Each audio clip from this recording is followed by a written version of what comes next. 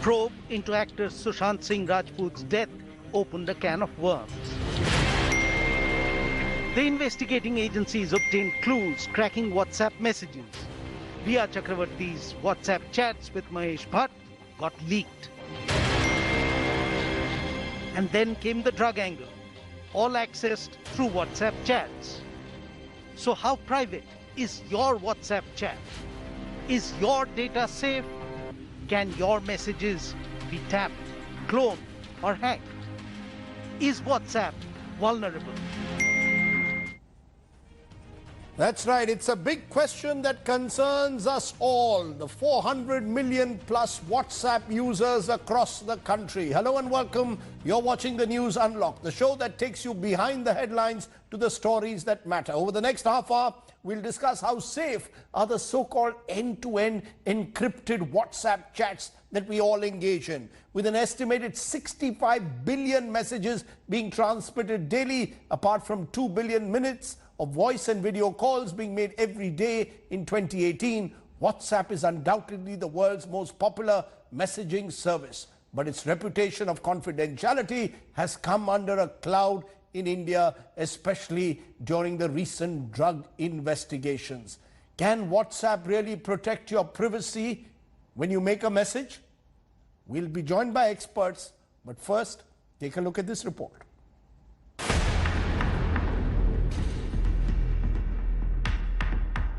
This exchange of messages between Sushant Singh Rajput's girlfriend, actor Riya Chakravarti, and filmmaker Mahesh Bhatt created a furor. A few days later, Deepika Padukone, one of Bollywood's biggest stars, came under the NCB scanner over her WhatsApp messages with her manager, allegedly seeking drugs. And now, WhatsApp chats that took place 3 years ago are at the heart of the biggest investigation into possible drug rackets in Bollywood. WhatsApp chat can relate to the discussion between A person and a B person.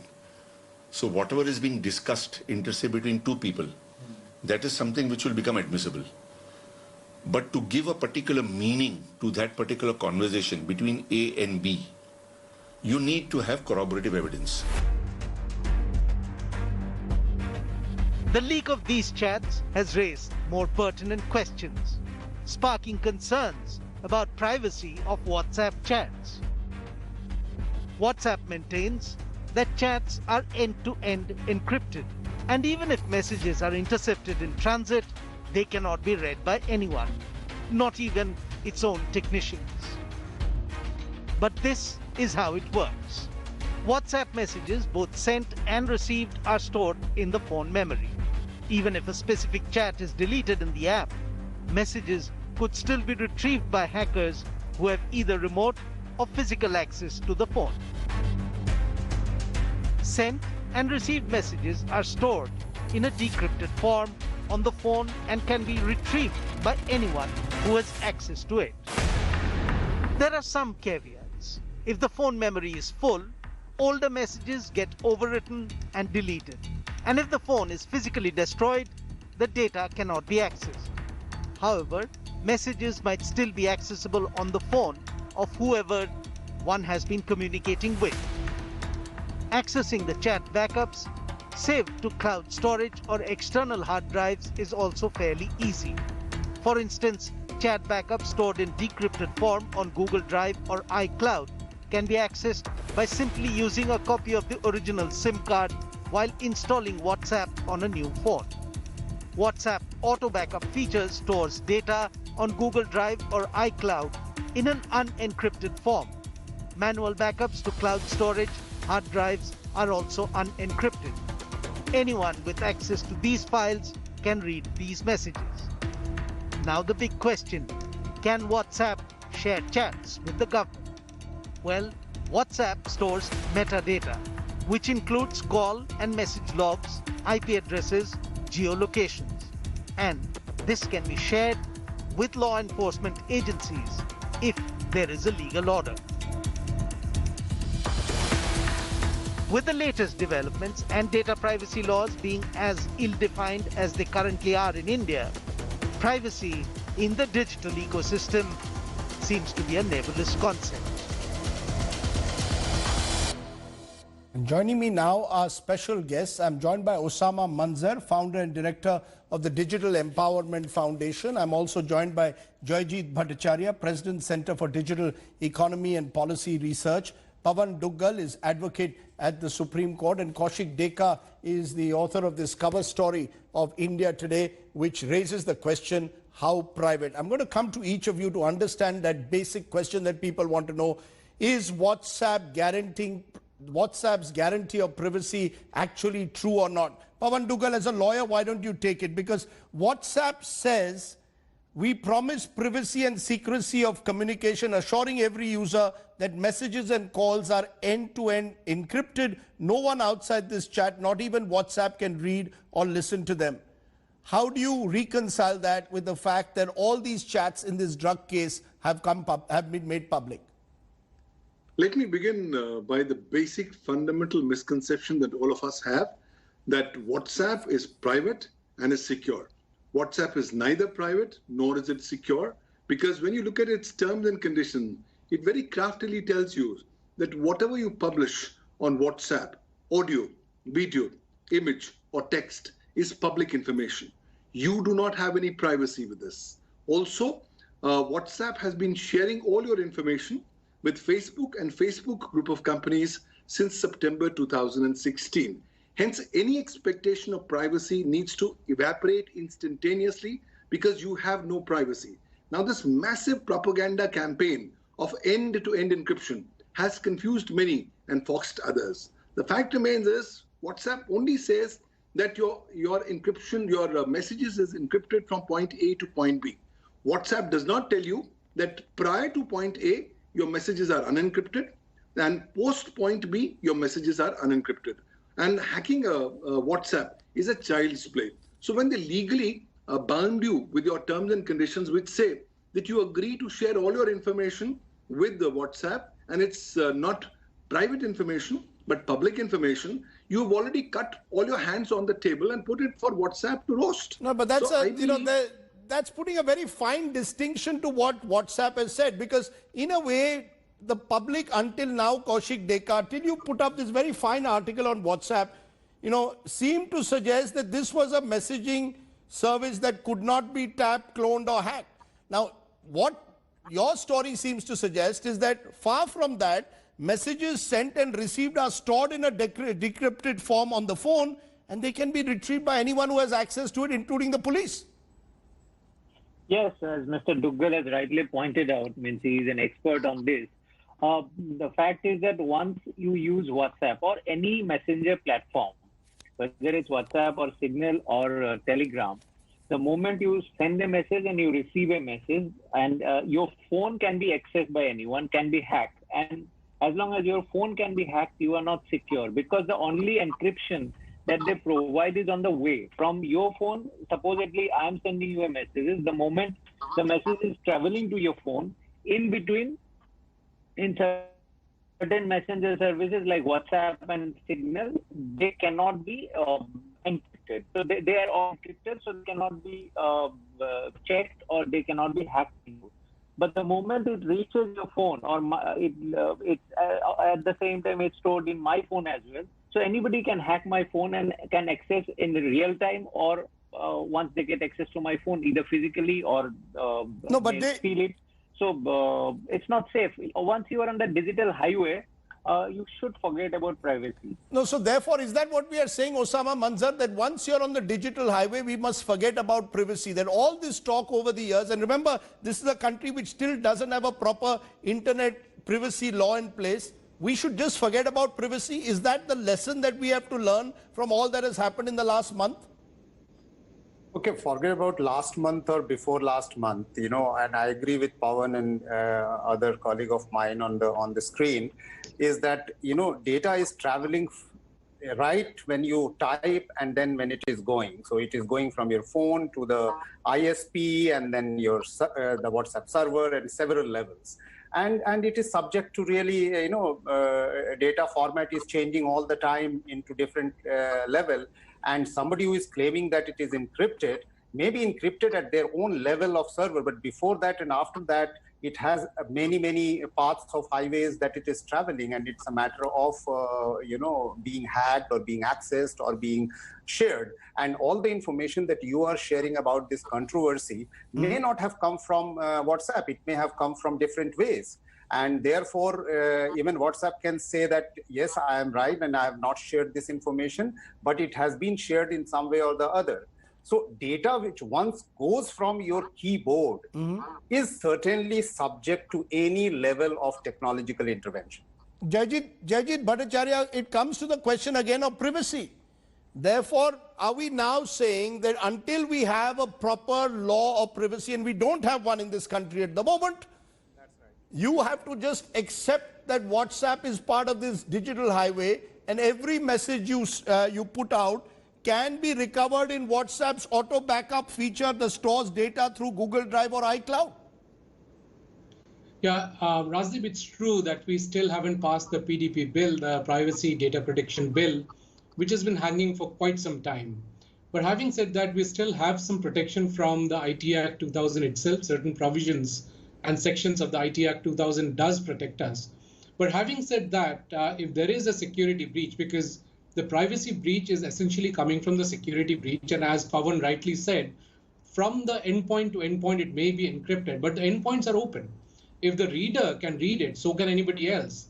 And the moment you put anything on a digital platform, just assume that the entire world is looking at whatever you've put in, be it a picture, be it a message. And therefore, a digital platform inherently is insecure and is a mechanism of essentially broadcasting whatever you have put into place. And therefore, from a larger philosophical perspective, one should forget about privacy the moment one is putting any information on the digital platform, including encrypted information, because it's just a matter of throwing enough computational power at the encryption. So therefore, even a law will not change anything. The fact, Pawan Duggal, is tomorrow, even if there's a privacy law, it's not going to change anything on the ground reality. Tomorrow, any chat of mine, any photograph of mine can be retrieved in the future. Therefore, it becomes important that India must take a very strong stand on intermediary liability. Right now, we have been treating these service providers with woolen and soft silken gloves with special treatment. We have to mandate them with specific responsibilities of what kind of security practices and procedures they need to follow so as to protect not just the personal privacy, but also the data privacy of Indians. But let's be practical, Pawan. What do you expect WhatsApp to do? What is it that WhatsApp should be doing that can ensure that my messaging and photographs are protected? WhatsApp is only doing best what it's currently doing, which is exploiting the lack of application of law or any kind of provisions of law. Well, under Section 79 of the IT Act, read with Section 87 of the IT Act, the government can mandate service providers like WhatsApp to specifically take security steps to protect the privacy of personal data. And this is thanks to the Supreme Court judgment in Justice Puttaswamy. No, but if tomorrow the police, if tomorrow the police ask for my mobile phone as they asked in these drug cases, what will WhatsApp say? What happens? Well, it happens, and those are exceptions. If it's in pursuance of a process of law, that's absolutely well permissible under the law. But it just does not mean that any kind of chats between two private people can be accessed by anyone, leaked out in the public domain, and then on the basis of the same, appropriate proceedings can begin. So the exception for law enforcement will always remain. Nobody can get a license that I can use WhatsApp for all criminal activities, and cyber criminal officials will not be able to access my data. They will be. But the problem is the kind of cooperation that's existing between WhatsApp and the law enforcement agency in India leaves much to be desired. So on the one hand, there's a need for a golden balance between protecting the privacy of individuals on the one hand, and also ensuring that the misuse of the legal process does not happen and appropriate sharing takes place. But there should be not carte blanche, blanket powers given to the law enforcement agencies to ask any kind of information under the garb of any investigation so as to violate people's privacy. But that's exactly what's happened in this particular case of narcotics. I want to understand from you, Kaushik Deka, in your research, did you find ways in which people can protect privacy to the maximum extent possible? Or is it simply, as you said earlier, you've got to forget about privacy once you're on the digital highway? Is there any way I can make my WhatsApp connection a little bit more secure? Yes, you can do certain things definitely, like you must not take a backup in the cloud and keep deleting messages and keep also checking your phone memory, and most importantly, keep the safe custody of phone. And second thing, do not do anything illegal or talk anything illegal through messenger services or any digital platform, whether through email or. But the important part is we may demand new laws, and of course new laws will come in, but those laws will not protect us from technical intervention or illegal activities like hacking. Those things will continue, and more importantly, even now whatever provisions are there in the law, there are certain provisions which protects our privacy. For instance, in this Riya Chakravarti and Deepika Padukone case, if you see the cops, I'm assuming that the only source who could have leaked those things to media were the investigating agencies, because they had access to those chats. They are not supposed to leak, and even media is not supposed to leak those private conversations, because those are private data. No, they are private We have a data. The provision, question the is, lawyers that is here where would the be law able to privacy explain would have that. perhaps prevented both the But police and the media from putting out those WhatsApp chats in the manner because that they were put out. If we had a proper privacy law in place. But I just want to understand, Jayjit Bhattacharya, there are those who are saying that some of the newer messaging services are more effective. They've suggested move on to Signal, move on to Telegram. Is that true? Or are they all beset with the same problem, Jayjit? No, some of them do provide better security than what WhatsApp does. But at the end of the day, it's the nature of a digital platform that will get eventually compromised, and then newer platforms have to be created. But in the meantime, the other concept I just want to put in is the fact that the legal interception has been enshrined in the IT Act 2000, which means that if somebody is indulging in terrorist activities, then the government does have a legal right to intercept and find out what's going on, even if it's on a digital platform. But that, as you rightly pointed out, cannot be extended to two civilians talking to each other or their chats being thrown on the media and being analyzed by the world. That is clearly not acceptable. Osama Manzar, in your view, is there any platform today which is more secure than the other? I don't think any platform is secure than the other, except that their claim of deleting the data right away, something like which automatically gets deleted, is something that one goes for if you are very concerned about your privacy and if you don't want your data to be kept in the repository. So those were some of the things. But what I'm saying is that any digital platform, it is secure till you are not controversial. As soon as you are controversial, I'm sure it is a matter of legal, and then legal has all the power to access those data. I just want to understand from you, Kaushik, that in your investigation, did you find that what if I immediately delete? Does it still stay on my backup store somewhere? Yes, it does. The experts will be able to tell you better. They remain on phone memory. But yes, if your phone memory gets full, at times that data can get overrun, and then you may be protected. But at the same time, the other person you are communicating with that person will also have to maintain the same hygiene, digital hygiene. But it's not the case all the time. So it's practically very difficult if law agencies or anyone goes after you to hack your phone or get access to your digital data. Then you'll have to be on alert 24/7, and you have to ensure that you do not do anything, as I previously said, that you don't do anything illegal. One final word from you, Pawan Duggal. Do these actors in this particular instance, can they hold WhatsApp in any way liable at the moment? Can they say, look, you promised me end-to-end encrypted services.